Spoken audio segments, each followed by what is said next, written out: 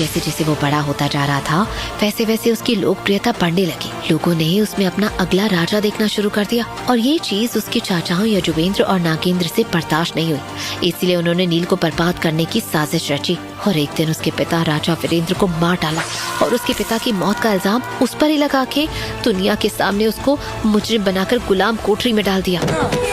क्या जिस नील को उद्धारक बनना था, जिसे कालकय का अंत बनना था, उसके साथ ऐसे कैसे हो गया? यही उसकी किस्मत थी। लेकिन कहानी में एक ट्विस्ट था। जब उसके पिता अपनी आखिरी सांसें ले रहे थे तो उन्होंने नील को वो ग्रंथ पकड़ा दी थी और उसके जन्म का मकसद भी बता दिया था। खैर उस वक्त नील को अपने पिता की बात का मतलब समझ नहीं आया था, पर उसने वो किताब अपने पास छिपा रखी थी। वहीं जेल में कैद नील के दिल में चाचाओं के प्रति बदले की आग जल रही थी। एक और उसका मकसद था और एक तरफ उसके अपने थे और वो अकेला बीच में खड़ा इन दोनों का गेम बजाना चाहता था। तो क्या वो इतना शक्तिशाली है कि अकेले ही बदला ले पाएगा? शक्तिशाली? अरे जेल में जाने के बाद तो उसके चाचाओं ने उसे खाना देना ही बंद कर दिया। रोज उसको दिन रात पीटा जाता। उसकी हालत तो किसी कमजोर से भी गई गुजरी कर दी थी उन लोगों ने। और अब तो हर कोई उसका मजाक उड़ाता था। कोई उसे बाप का हत्यारा कहता था, कोई उसे मरियल कहता था। लेकिन एक दिन जब उसने ज्ञान ग्रंथ किताब खोली तो उसे एक ऐसी दिव्य शक्ति मिली जिसने उसकी दुनिया ही बदल दी। दुनिया बदल दी? लेकिन कैसे? उसने किताब के जरिए जैसे ही दिव्य शक्तियाँ पाई, सुंदर नगर से लेकर श्यामल साम्राज्य की एक से बढ़कर एक खूबसूरत लड़कियाँ उसकी ताकत और रौबीले शरीर की दीवानी हो गई।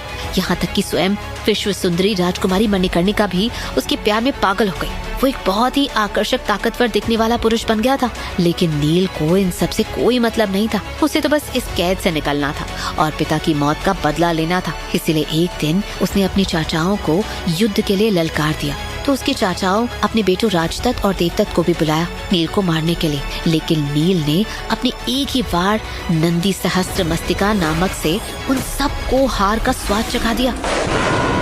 क्या कहा तुमने? उसने सबको हरा दिया? हाँ, और नहीं तो क्या। लेकिन जब नील को लगा कि वो जीत गया है तभी वहाँ का मौसम बदला और आसमान से एक बड़ी सी हांडी आकर उसके सामने गिरी जिसमें से निकला अघोरा, कालकय का छोटा भाई। ओहो, तो तू है जो मेरे भाई कालकेय का अंत बनेगा। लेकिन इससे पहले तू उसको खत्म करे, मैं तुझे खत्म कर दूंगा। कालकय का नाम सुन नील को पिता के आखिरी शब्द याद आए। उसे याद आया कि उसके जीवन का असली मकसद कालकय का अंत करना है कि तभी नील ने अघोरा को मौत के घाट उतारने का सोचा। नील ने अपने अंतर मन की सुनहरी ऊर्जा की तरफ अपना ध्यान केंद्रित करते हुए एक विशाल गोला बनाया और उस आग के गोले से उसने अघोरा पर एक तेज वार किया। लेकिन वो आग का गोला जैसे ही अघोरा के पास गया,